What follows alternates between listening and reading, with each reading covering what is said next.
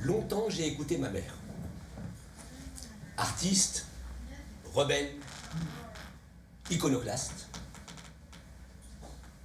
Sa parole rendait compte d'une pensée incisive, redoutable, vertigineuse et souvent fulgurante. Puis, il y a eu la maladie, d'abord la perte de la vue, et puis la dégénérescence cognitive. C'est le début du désordre. Le moment où la parole a tendance à prendre ses aises avec la pensée. Et quand la pensée elle-même se dirige dans le territoire de la dislocation. C'est à ce moment-là que j'ai commencé à prendre des notes. Noter quelques phrases encore incisives qui rendaient compte encore d'une grande fulgurance.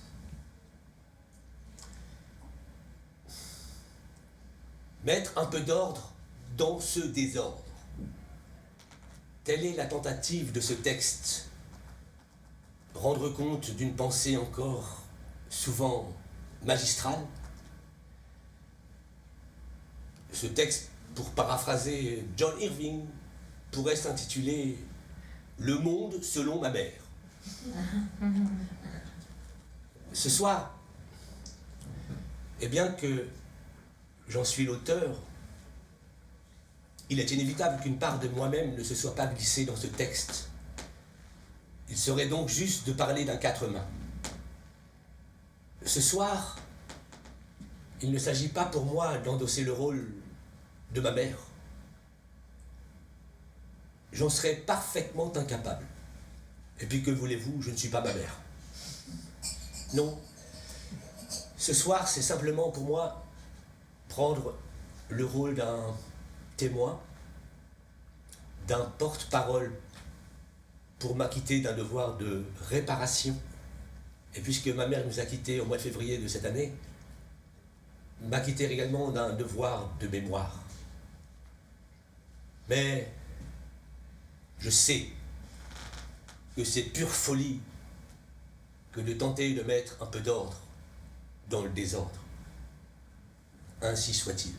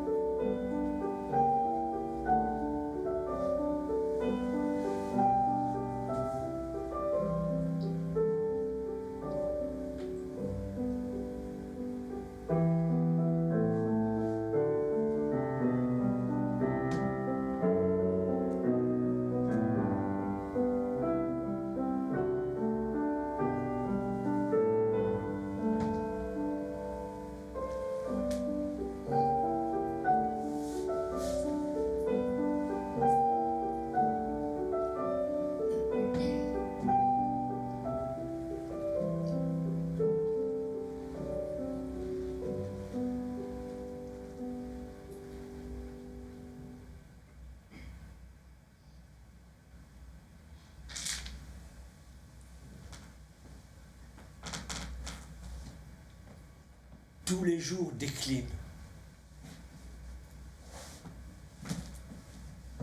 Ils n'en reviennent pas. C'est-à-dire qu'ils n'en reviennent pas d'expirer. La cendre est avare de lumière. Voilà. On est plié de ramasser ses affaires et de faire bonne figure. Il y a des censeurs à tous les étages. Le pli sur le fait est flagrant délit d'élo. Le problème, c'est le robinet. Enfin, non. Je veux dire, le bouton. Comment faire avec un ascenseur radical et borné qui n'entend rien à la fantaisie? On a beau faire. On doit se plier en quatre pour se faire à l'idée. Eh bien, moi, ça me fait rigoler. Voilà. Des jésuites infantiles en musée tout vivant.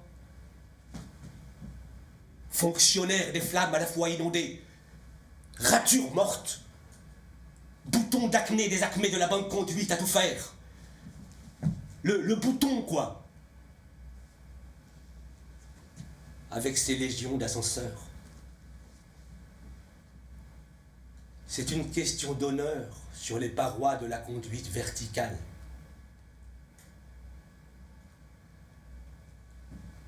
Tous les étages sont des paysages éreintés de platitude. Le tout plat du sol au plafond. Distributeur de platitude.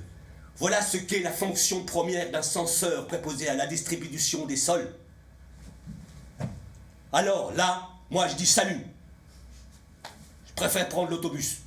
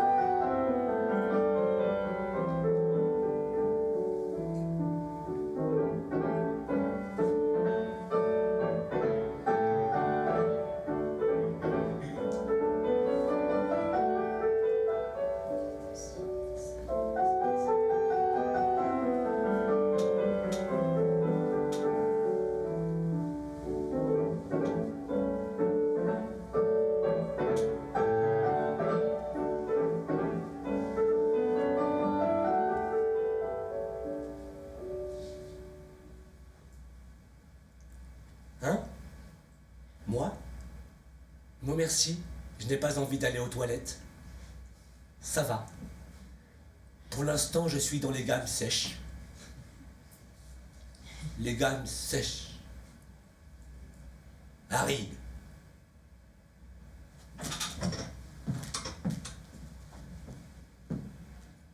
Les gammes sont arides quand la flamme s'éprend ailleurs d'autres enchantements. C'est au puits des flammes que viennent s'abreuver les gammes. Les ablutions flamboyantes pour les croyants des notes. Alors ils me font bien rire, tous ces grands ordonnateurs de la bonne conduite. Ils font des flammes qui ne reviennent pas. Ils ont évité le problème.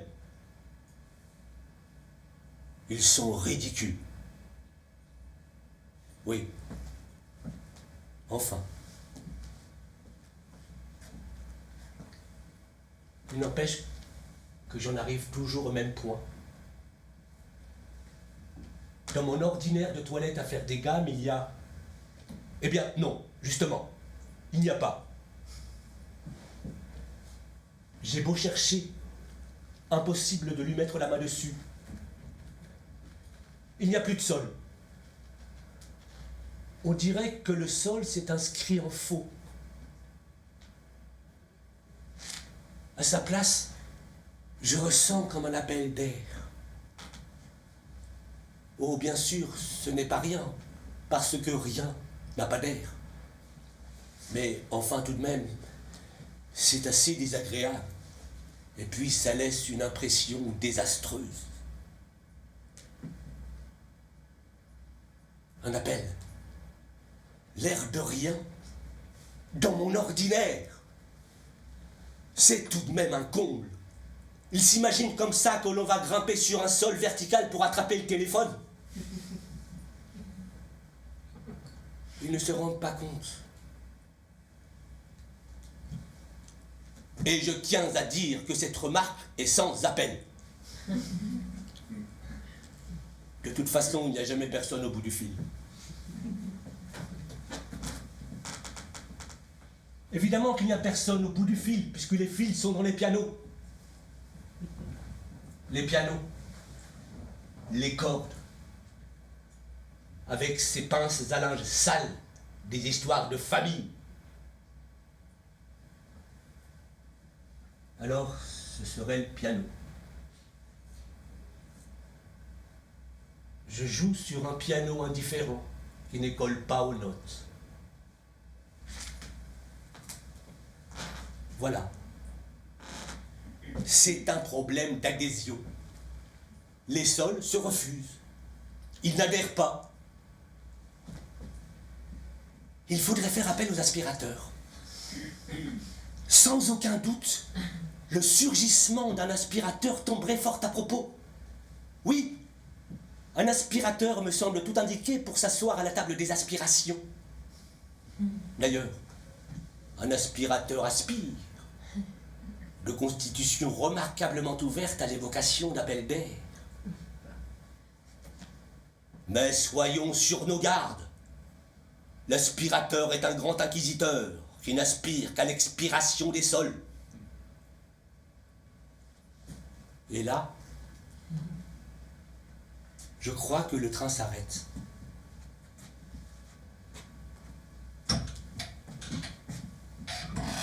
Enfin, il s'arrête. Parfois, j'ai l'impression que je déraille. Je déraille parce que j'aime bien ce qui déraille. Les extravagances. Parfois même, il arrive au train de faire des éclairs.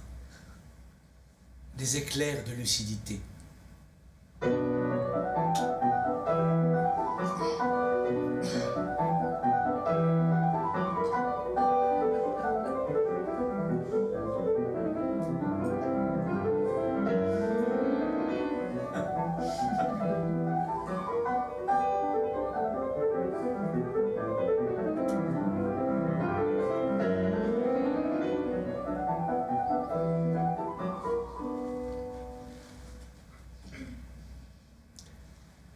Les trains sont de grands redresseurs de tort.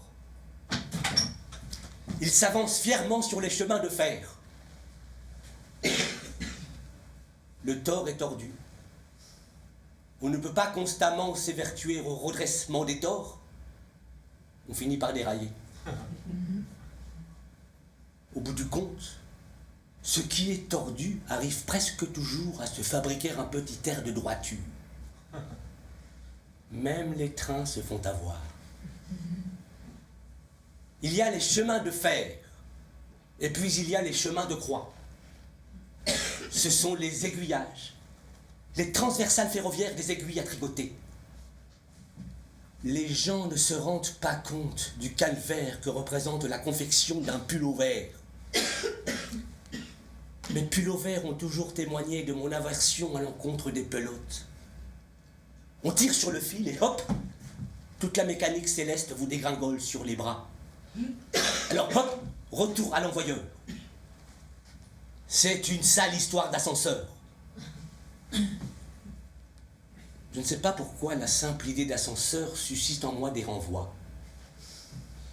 Non, parce que, pour la montée, bon, ça va. Il suffit de se lever tôt le matin et d'aller faire la vaisselle. La vaisselle des vaisseaux, oui c'est ça. La vestale au vestibule à vaisselle des vaisseaux fantômes. Hein? Ça monte un vaisseau fantôme. Mais pour la descente, j'ai connu des gens amateurs de descente rapide. Eh bien, ils auront été de grands amateurs pratiquants de la foi unique. Il est dit que les fenêtres sont hospitalières à l'appel de l'unique foi.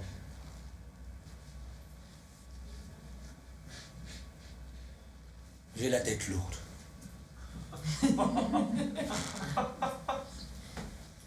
Il y a un tel vacarme sous mon casque d'or.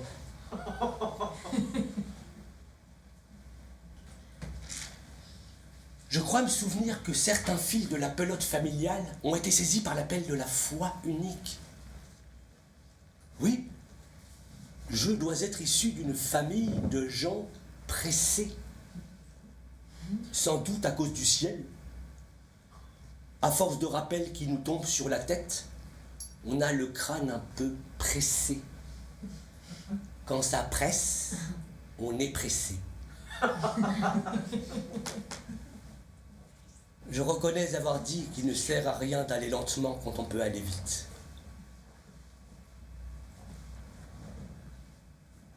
La première fois que j'ai bu du café, c'était... ici. C'est quoi ici? Une étape? Un relais des postes? Non. Je crois que les relais des postes sont lettres mortes. Il semble que les chevaux sont fatigués. Les lettres aussi d'ailleurs. Et moi, je me demande si je ne suis pas une proie tout indiquée à ce genre de disgrâce. Oui, il se pourrait bien que je sois fatigué. Comme les lettres. Suis-je en train de devenir lettre? Devenir lettre?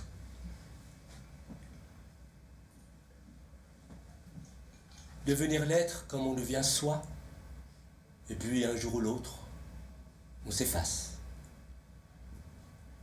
Donc, c'est une étape. Oui, mais sous quelle latitude? Non, parce que l'attitude dépend des latitudes. Nous n'avons pas la même attitude sous notre latitude. Il s'agirait de ne pas se tromper. Les latitudes ont droit à certains égards. Elles sont en droit d'attendre une certaine attitude. Bon, pour l'instant, je crois que je ferais mieux d'attendre le train.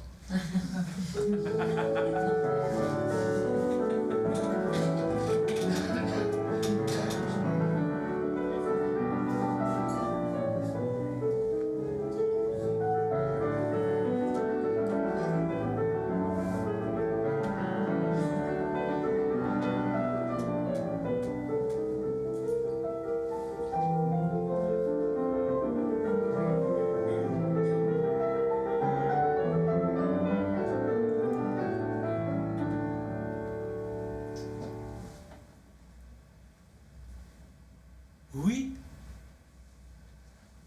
il semblerait que nous soyons dans une gare. Une gare. Une étape. Un lieu où coule le café. Une étape entre la tasse et les gammes sèches.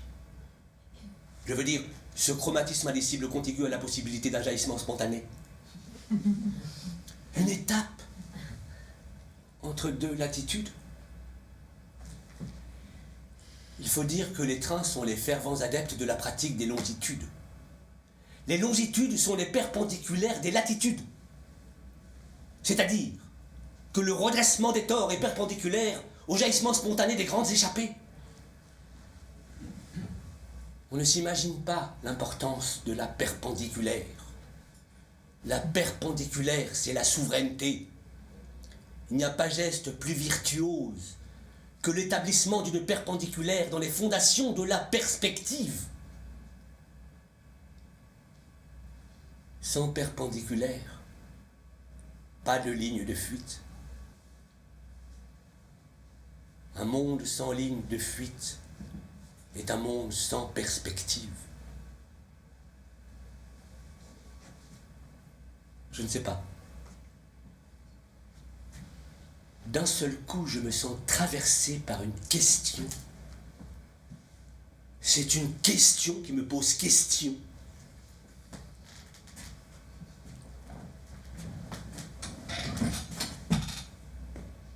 Finalement, je me demande si je n'ai pas envie d'aller pisser.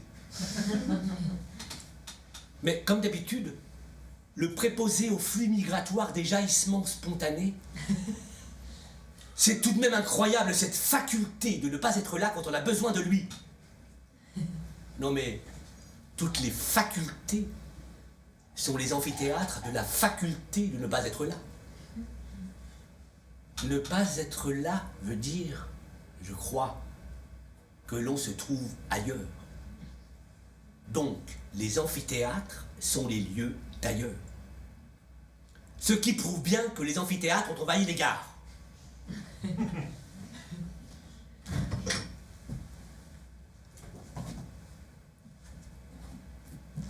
Tous ces gens avec des chaussettes? Non mais c'est une irruption titanique. Moi qui ai toujours vécu dans le naufrage de mes chaussettes, je n'ai jamais vu ça. Une telle prolifération de chaussettes. On dirait une forêt. Elle marche bien, cette forêt. Oh oui. On dirait même qu'elle est déchaînée. Forcément, il n'y a plus de chênes. Les chênes se sont fait la malle. Ils plaident en faveur du parquet. Toutes ces chaussettes. Il y a là tout un courant magistral de la chaussette imposée. C'est évident. Mais où vont-elles? Il doit y avoir un passage. Oui, un passage à tabac. C'est la réponse du bargeot à la bergère. Puisque les amphithéâtres ont envahi les gares se remboursent par le recouvrement de la chaussette. Je m'y connais en passage à tabac. J'ai moi-même pratiqué le passage à tabac sur le papier à cigarette. Mais bon, je n'ai jamais reçu la révélation que j'attendais de la part des forces de l'ordre. Alors, toutes ces chaussettes, avec plein de trous. Les passages à tabac sont des chemins étroits, avec très peu d'élus. Ça use les élections. Ça fait des trous dans les chaussettes. À l'occasion, il faudrait que j'en parle au chef de gare. Je crois que pour l'instant, il travaille au redressement fiscal du trou de la chaussette. Il y a des fuites. Forcément, avec tous ces trous dans les chaussettes. En tout cas, moi, j'ai mis les clés dans la cafetière. C'est une étape essentielle à la sauvegarde de mes latitudes. Je ne tiens pas à ce que mes clés foutent le camp. Non, parce que c'est bien joli la perspective. Mais c'est en passant par les diagonales que les clés s'émancipent de la perpendiculaire. C'est ainsi qu'elles prennent la tangente. Je suis toujours saisi par la promptitude avec laquelle une clé peut s'en aller faire un tour. C'est rapide un tour de clé. Et moi, je ne tiens pas à grimper aux arbres.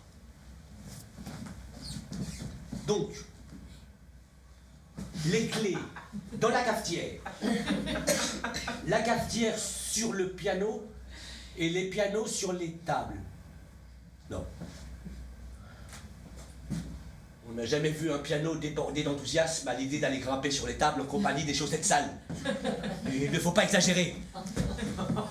Et puis soyons sérieux, les tables. Comment ne pas ressentir une légère contorsion diplomatique dans le champ lexical? On ne saurait soustraire l'étable de son contenu bovin. Et voilà. Il y a toujours quelque chose qui nous ramène sur le plancher des vaches. Pas étonnant que les chênes ont foutu le camp. On n'a jamais vu un chêne s'abaisser jusqu'à un vulgaire plancher. Les chaussettes. Je crois qu'elles se gourent. Ce sont les effets secondaires du passage à tabac. Elles courent, elles volent, comme si un courant d'air frais soufflait dans les voiles de la liberté.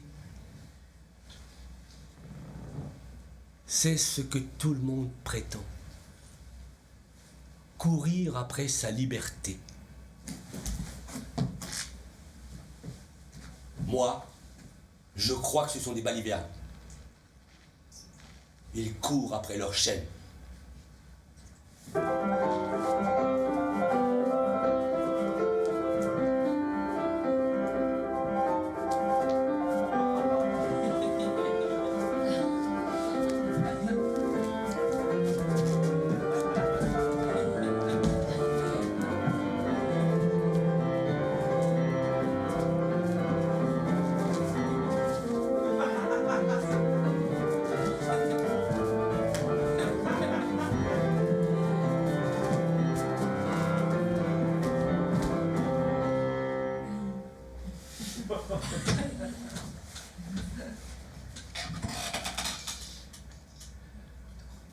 Décidément, les trains sont les fervents disciples des amphithéâtres.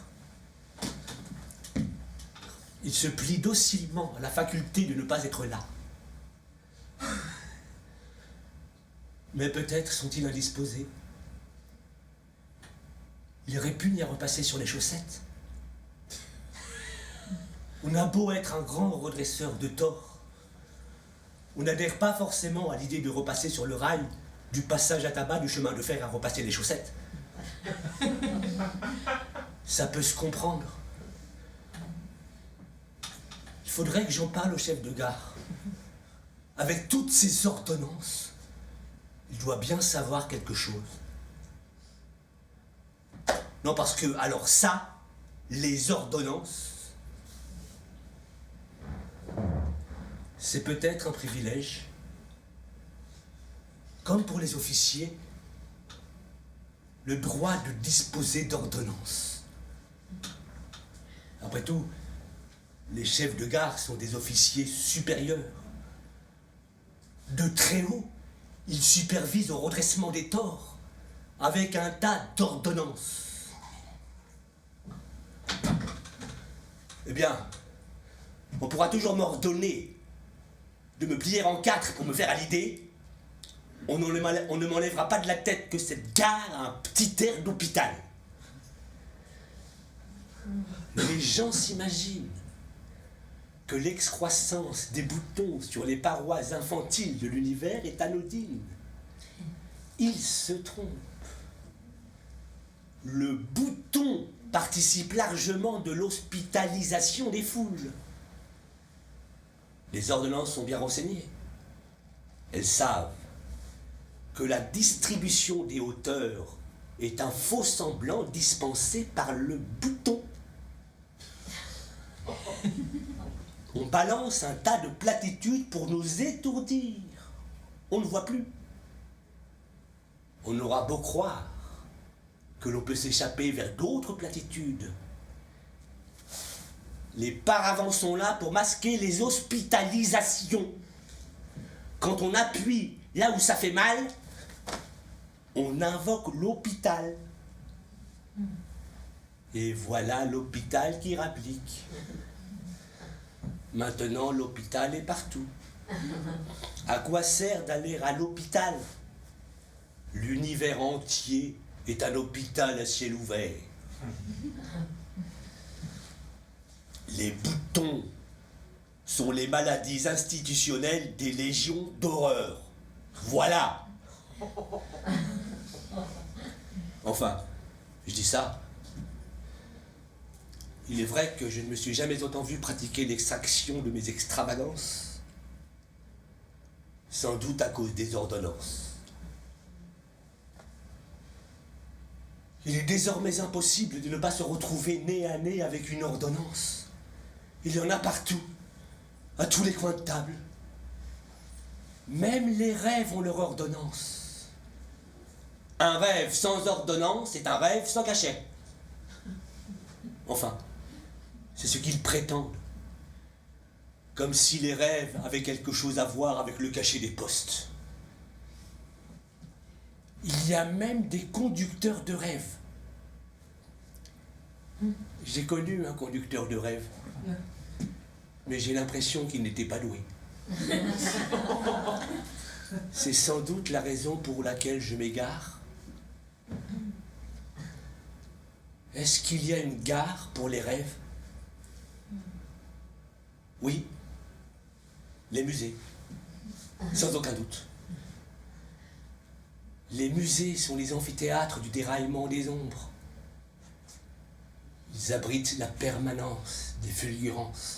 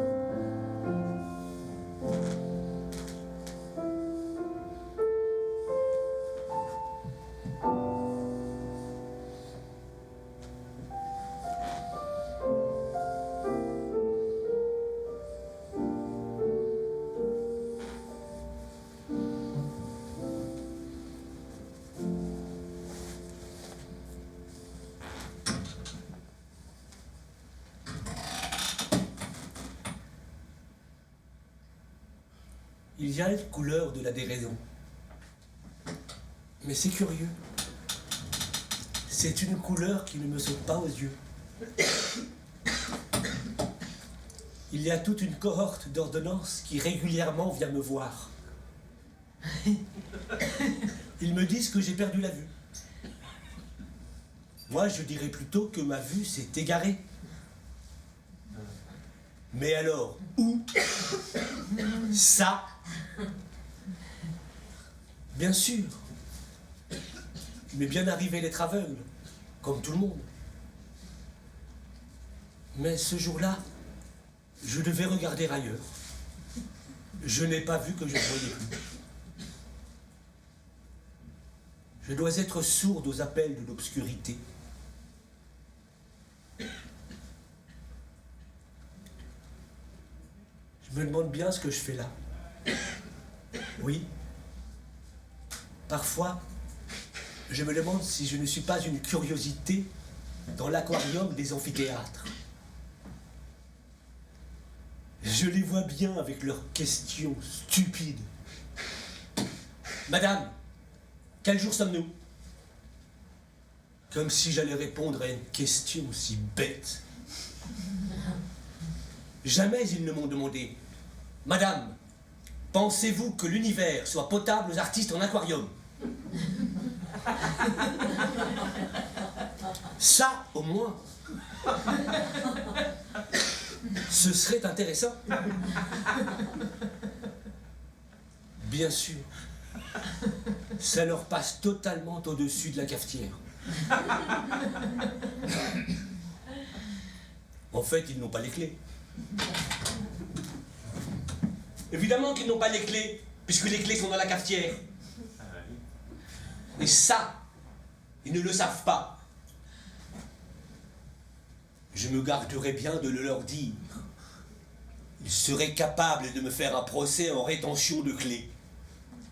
Ce n'est pas parce que les chaussettes ont élu domicile au passage à tabac que les clés font la paire.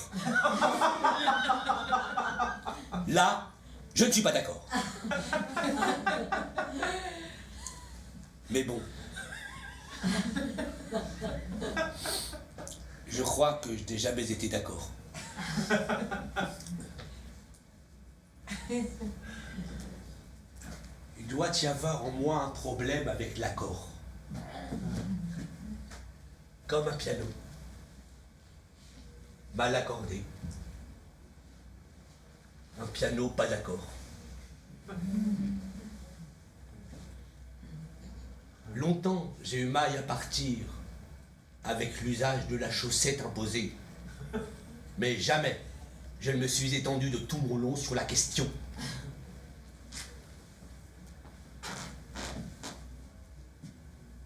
J'ai usé des forces revendicatrices dans le giron de la maternelle. Déjà, je crois, je n'étais pas d'accord. Tendre ou détendre une corde, c'est ça l'accord. C'est-à-dire que l'accord est une histoire de tension ou de détention. Moi, j'étais en détention. Provisoire. Heureusement, je crois que mon histoire avec l'école a fini par un non-lieu. D'abord, il y a eu cette histoire de pente. On m'a dit, pour commencer, il va falloir redresser la pente. Comme si j'allais me plier à cette injonction stupide. Redresser la pente. Une pente, c'est un escalier sans marche. Aucun intérêt. Et puis je ne sais pas. J'ai toujours éprouvé une certaine aversion à l'égard des pentes. La pente, c'est le chemin que prennent les platitudes pour se répandre en certitude. Il n'y a jamais eu d'accord possible entre la pente et moi. Non mais il faut dire qu'ici le problème c'est le ravitaillement. Alors ça, le ravitaillement. Ils peuvent toujours se gonfler d'ordonnances. Leur principe du ravitaillement est un déversoir de platitudes. Comme si l'on pouvait se nourrir de platitudes. Il y a vraiment de quoi vous rabaisser le moral jusque dans le trou des chaussettes. Tous les empires ont été les amphithéâtres du ravitaillement, ce n'est pas nouveau. C'est une histoire de chorégraphie. Mais bon, ici, on dirait qu'il y a confusion entre chorégraphie et scène de ménage. Parce qu'ils ont la main sur le manche à balai, ils s'imaginent avoir toute latitude à mouvoir tout le corps de balai. Ils sont pitoyables.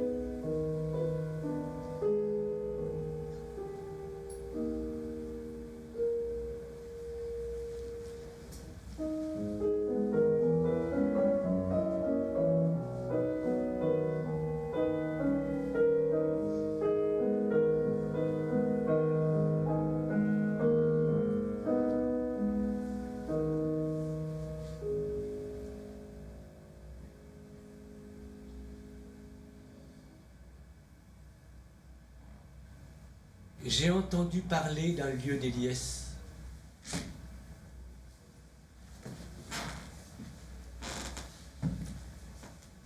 J'aimerais bien que l'on m'y mène au lieu des liesses.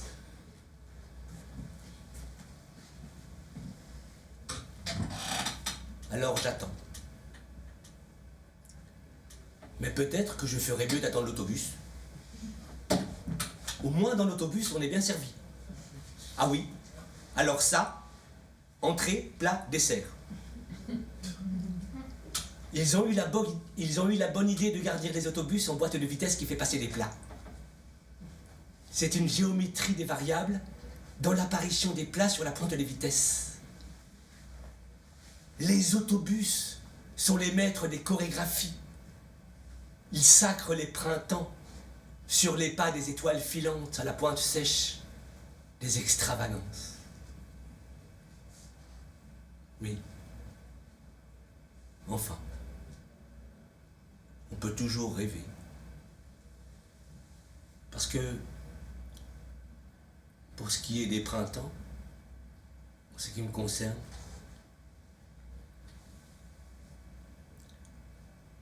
j'ai aussi beaucoup puisé de mes forces dans le giron de la solitude. La solitude, c'est d'abord une histoire de cases. J'ai été plié de faire bonne figure et de rester dans ma case. Non, parce que c'est bien de cela qu'il s'agit. On veut à tout prix nous mettre en case. Je crois qu'il m'avait élu domicile dans la case des idiotes. C'était quand le redressement des pentes se faisait passer pour la marche des ascensions populaires. La petite case de la redistribution des plis.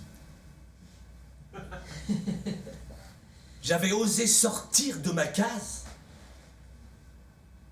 parce qu'un jour, j'avais rendu un devoir, paraît-il, remarquable. Il a été décrété qu'il était impossible que ce devoir fût le mien. J'ai été traité de menteuse, de voleuse. Mon devoir avait l'air d'un transfuge, d'un passager clandestin de la mauvaise case. Il rendait compte d'une stridence, d'une dissonance d'avec ma case. C'est ça, la solitude. Un désaccord parfait d'avec les cases. Alors moi je dis que Boulez était un homme remarquable. Il avait tout compris. L'harmonie est un somnifère pour endormir les pliés de la case. Une imposture à l'égard des comprimés du pliage permanent. Oui, Boulez avec son marteau, il a frappé sur les cases. Et c'est bien fait pour elle. Bien sûr, on ne peut pas se balader dans la vie avec un marteau en bandoulière en sifflotant un petit air d'existence. Mais jamais plus je ne suis entré dans une case. En ai-je été plus libre pour autant? Je n'en suis pas certaine. Nous courons tous après nos chaînes. Les cases sont des chaînes à ciel ouvert.